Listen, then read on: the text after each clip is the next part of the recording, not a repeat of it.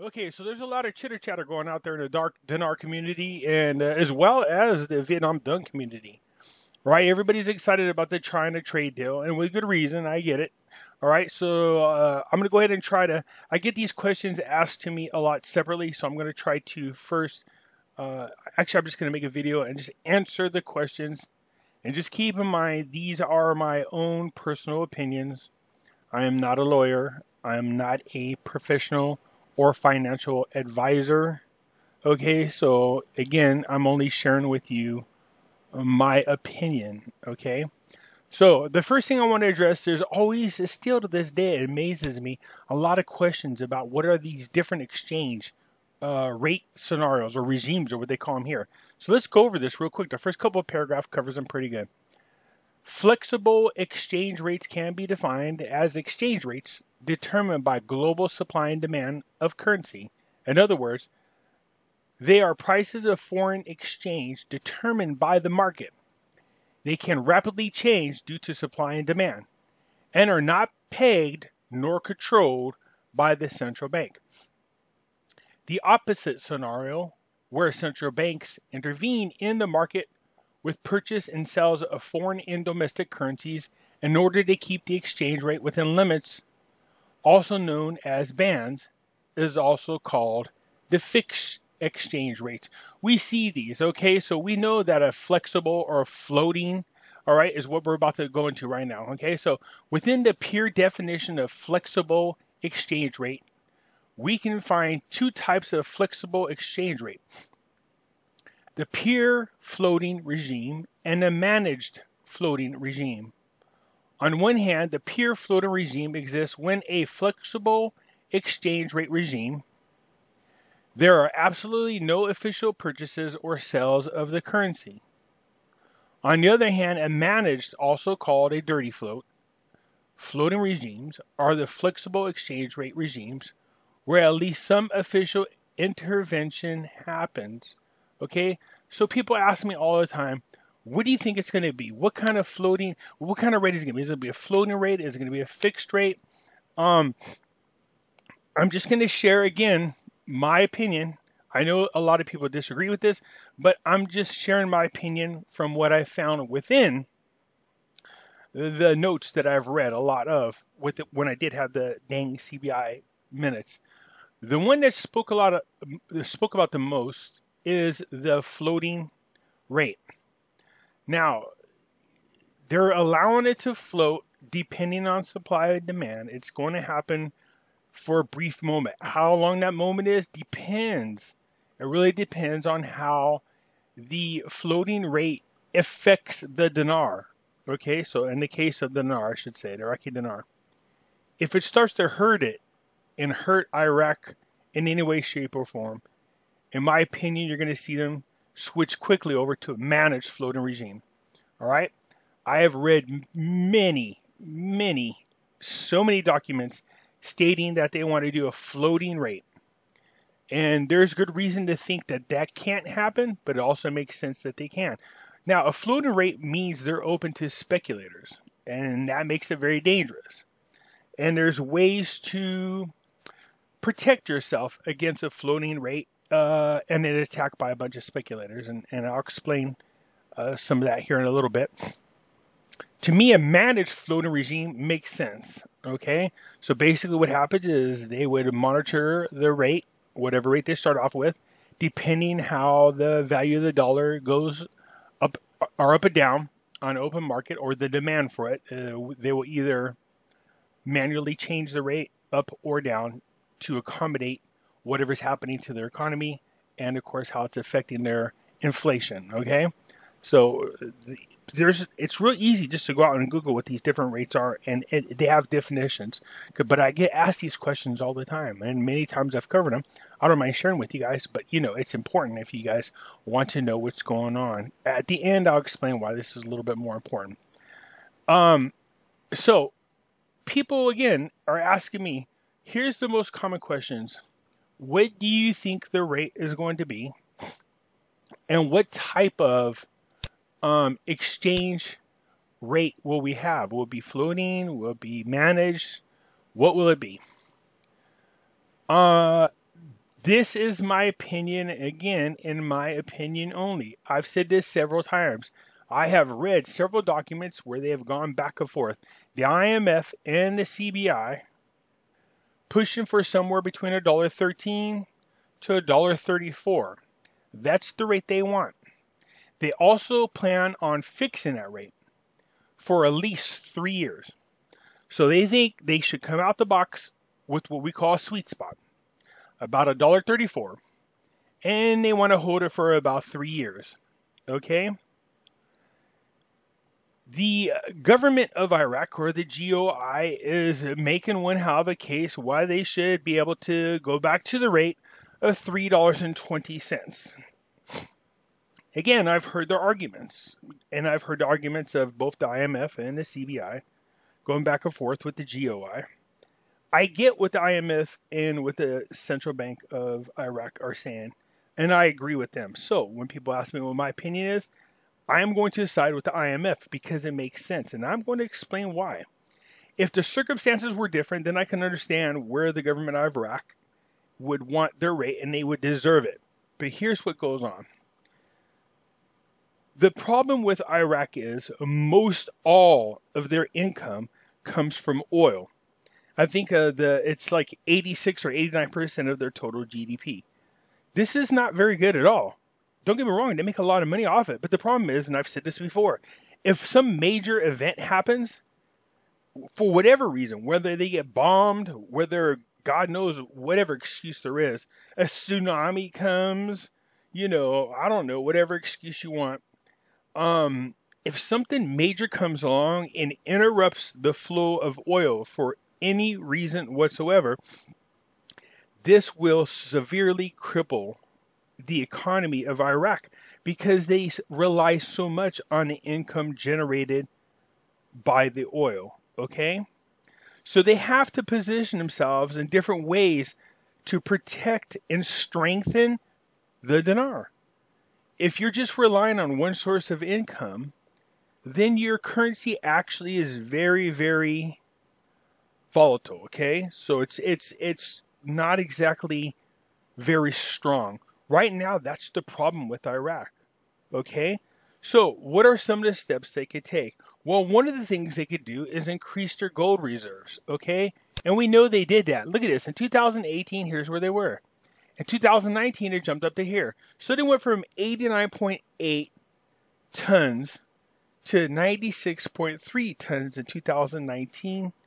So that is a nice little jump in amount of gold that they have on hand. This helps. In other words, in times of need, if something should happen to the currency, they have the ability to use gold to help stabilize their currency. That's one way to do it. Okay? Now, another way they can strengthen their currency, and we've talked about this too, and here's what's going on. This is an older article, came from December. They need outside investors. Iraq needs outside investors to come in and start putting employees to work, start putting Iraqi people to work. How does that benefit the dinar? Well, if people are working, what happens? They have to pay taxes. That's another form of income for the Iraqi government to have. It's just basically putting their employees to work or putting their citizens to work. Okay? So they need to put their people to work so they can start paying taxes. So taxes, gold reserve increases, other forms of generating income will strengthen their dollars. Now, when I said to you that I think the rate will be about $1.34, and it's going to be set for 3 years. And this is some of the reasons why. It's because Iraq only has the oil that they can rely on pretty much. Nothing else. There's no tourism. Do any of you feel safe enough to go to Iraq and walk around there and just go visit the sites? No, the sure the hell I don't. I've been called Middle Eastern many times by people. And even if I did look Middle Eastern, I sure the hell would not go to Iraq. Not yet. When it becomes safer than possible, I will. Okay, so let's talk about a few things. I've said it many times. We talked about all the strikes on different proxy groups. And proxy groups are your terrorist groups. We know that Hamza bin Laden was taken out. He was the leader of Al-Qaeda. We know the leader of ISIS and the number 2 in command, al-Baghdadi, and his number 2 guy were taken out. We know that the General Soleimani was taken out, and also along with him was the leader of Hezbollah in Iraq. So all these people that were taken out are major disruptions in the stability, not just in Iraq, but in the Middle East, period. Right now, you could Google. Here's what most people don't see what's going on. You can right now Google, and you will see protesters happening in Lebanon, Syria, Iraq, Iran, and not just there, but other places around the world. Hong Kong, France, you name it, Germany, Sweden. These people are protesting against their governments. They're tired of the corruption. And I am proud to say this. Every one of those countries are holding up American flags. Every single one of those. Where those groups of protesters are, they are holding up American flags. And along next to it, whether you like him or not, is pictures of Donald Trump. All right? That, as an American, you should be proud that, our country is looked upon that way. That is huge. This morning in Davos, they had their meeting, their yearly meeting, and these economists were talking, and generally speaking, and this guy from Germany said, this is what he said about Trump and America. He said, we are all around the world witnessing the most historic economy ever in history over in the United States under Donald Trump. That's exactly what he said. And I felt good about that. He said, we are looking at the most historic economy ever. And that most of those countries were there talking about what they can do to imitate what Trump did. Okay, they want a blueprint of his economy strategy so that they can turn around and replicate it, and their economies can get stronger too. Okay, so it just, I felt good to hear that. Despite all the domestic crap that we hear about this nonsense of an impeachment, it's not going to happen. Anyways, get back to the dinar. So, if Iraq wants to strengthen the Iraqi dinar, it cannot just rely on oil. It needs other ways to generate money within the country. So again, we definitely need outside investors to come in. Right here is this article. It talks about foreign investors are starting to withdraw from Iraq. Why? Because all those protesters, this is at the time when they were attacking the embassy. And it wasn't really them. It wasn't at all. The leader of Hezbollah, the one that got killed alongside the general from Iran, he was leading a group of Iranian people who were posing as Iraqis, and they were attacking the embassy. Don't get me wrong, there were some Iraqi people there too. But this is the kind of stuff that was hurting Iraq. Having Iranian influence was really hurting Iraq. This is what the protesters wanted to do away with. They're tired of it. Okay? Not just them. So when that general was killed, you seen people celebrating in Syria, Lebanon, Yemen, Iraq, and Iran. They all celebrated. They all celebrated because they know that guy was leading all the different proxy terrorist groups, and who was financing them was the Ayatollah in Iran. But guess what? Their finances are cut off. Their reach isn't as long nor as strong as before. And yes, they might launch a bomb or two, but you notice when they launch, they're hitting what? Open fields. They might be hitting some bases, but they hit the open areas. I don't know what they're trying to, well, I think I know what they're trying to do. John Kerry is a big friends with Iran. I think John Kerry is over there telling them to just do whatever it takes to make Trump look bad, force him into a war, so this way we could use it against him come 2020 election. Yeah, I got sidetracked, but I digress. Okay, so look, let's strengthen the dinar. In order for the dinar to get stronger, they can't just rely on oil. They have to rely on outside investors to come in. This is the reason why I like the $1.34 rate. That is, if the rate is too high, they won't be able to really afford to come in and do business because the cost of importing and exporting would just be too much to deal with the rate that high. Okay, so $1.34 is a sweet spot because if you have a rate that's too low, the inflation would just kill the Iraqi government. It'll cost too much in generating new dinar just to keep up with the reconstruction. So it makes sense to me that $1.34 would be the rate. So I'm going to go with that. People asking me what I think. I think it's going to be $1.34. I agree that it's probably going to be set for about 3 years. I did see that plan. I like that plan. It makes sense to me. But they said after 3 years, then they would start increasing the value of the dinar based on what's going on in the economy, and they would do it in increments every several months. Now, let me repeat that. According to the plan that they had, they said they would increase the value of the dinar depending on the economy every several months. This is why I encourage so many of you, if you have a lot of dinar, in my opinion, I'm not taking all my dinar in once the rate change happens. I know there's some of you that's been holding on for 19, 16, whatever years. You're like, man, I don't care what the rate is. I'm cashing everything in. You've been waiting for so long. I get it. I just think the smart move would be, if you can afford it, take a portion of it in. Do what you need to do. Get X amount of millions and then just sit on the rest. Because I really believe the dinar is going to really jump up in value over the next 10 to 12 years. Now, some of you guys are going, hell no, I am not. I'm not waiting that much longer. Well, don't. Get a few million USD dollars into your account and give it to your kids and tell them to wait. Okay, it will go up. I just see the plan. I see what they're trying to do, and I'm agreeing with it. But the problem with the Middle East is this. Man, they've been fighting each other for thousands of years, and it's really hard for them to get stable. Now, one time they were stable with some boogeyman. Supposedly, that's what we were told. We had Gaddafi that was there, and we had Saddam Hussein. But the problem, or the good thing about having them guys there, though, they kept the Middle East pretty stable for the most part. Okay, so back to the dinar again. Let's do this.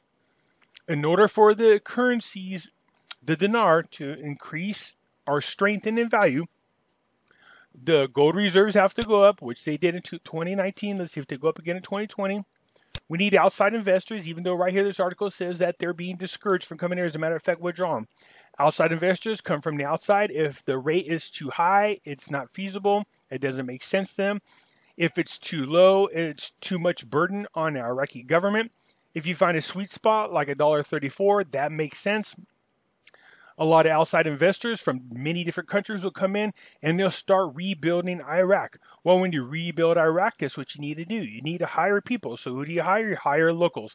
And when you hire them, guess what happens? They get a paycheck. And when they get a paycheck, guess what they get to do? They pay taxes. Okay? So now you're not only relying on the oil, but you have the taxes of the people helping you strengthen the Iraqi dinar. You have gold that's going to help strengthen the Iraqi dinar. Okay? Agriculture would help strengthen the Iraqi dinar. Mining for their gold would help strengthen the Iraqi dinar. Okay? I said this before. They got the second largest gold deposit in the world.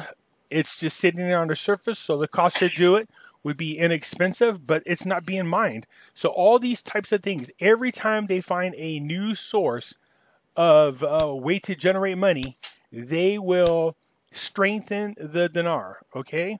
And that's what we want to see. But for now, they're mostly relying on oil, and that's not a good thing. We need them to do more than just rely on oil. Anyways, people have been asking me about my opinion, so I thought I would share it. This is, again, just my opinion. I think it's going to come out at about $1.34. I think it's going to be fixed rate that stays there for about 3 years. I've seen that plan. I agree with it, and I understand why. It makes sense to me. I don't care about how many trains of dinars are out there. I really think there's something up with that. Something that we're not seeing or something that has not been shown yet. You know what I mean? But anyways, I think they're going to come out at about $1.34. It's going to be fixed for about 3 years. And then after that, it's just going to go up in increments over time. Okay, that's just my opinion. I've been asked several times. Yes, I do realize there is a lot of activity going on in the dinar community. There seems to be a lot of movement. People keep asking me about a time frame. Again, I hate doing dates and I hate doing rates.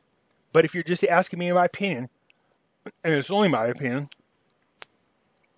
let's hope we see something no later than the beginning of April in the worst case scenario, okay? There's a lot of reasons to believe that. But here's another thing that I think that's funny, is it seems to me that everybody in the dinar community is saying sometime within this first quarter, and I mean everybody, whether people are talking to aliens and aliens are telling them that it's going to be the first quarter of 2020, whether people are reaching out to God and God's telling them it's the first quarter of 2020, whether people are talking to their so-called insiders that's telling them it's going to be the first quarter of 2020, whether people are just making up lies and just saying it's going to be the first quarter of 2020. We don't know. But here's the thing that I think is very interesting. Everybody is jumping on that bandwagon. My thought is, what happens? What happens? And I know this is negative to say, but I'm just saying, what happens if we get into April and nothing happens? Nobody, and I mean nobody's going to have anything to say after that, because everybody's going to be clueless. There's no more excuses. There's no more nothing. You can't be tuning into other people's channels who are just going to sit there. I guess you could. They're just going to read you the news because that's all they could do. Because we've been able to speculate off a bunch of different things that we've read about. But the truth of the matter is, there's nothing left for Iraq to do. Nothing left to do except for the couple of things.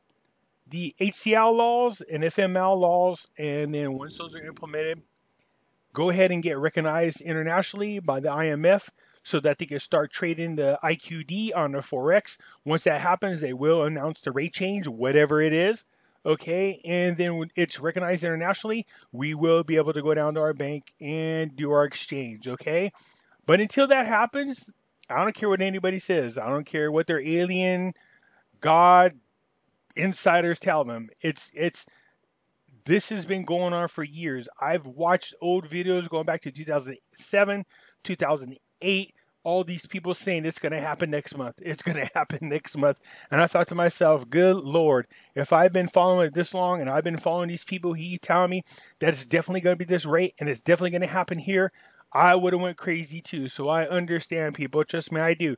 But let's just be honest. If you want to get yourself out of that rut, if you want to do yourself the best emotional gift to yourself about the dinar, is this. Understand that nobody knows the rate. Nobody knows the date. All we could do is just keep watching for it to happen. And when it happens, and it will happen, that I'm sure of. It's going to happen. But when it happens, all of us will know, because it's going to spread like a wildfire once that news comes out, all right? But since people have asked me to share my opinion, I think the rate's going to come out at about $1.34. Yes, I am making a prediction on the rate. Ooh, okay, but I mean, I have reason to believe that. So that's just my opinion. And again, I am not a professional lawyer.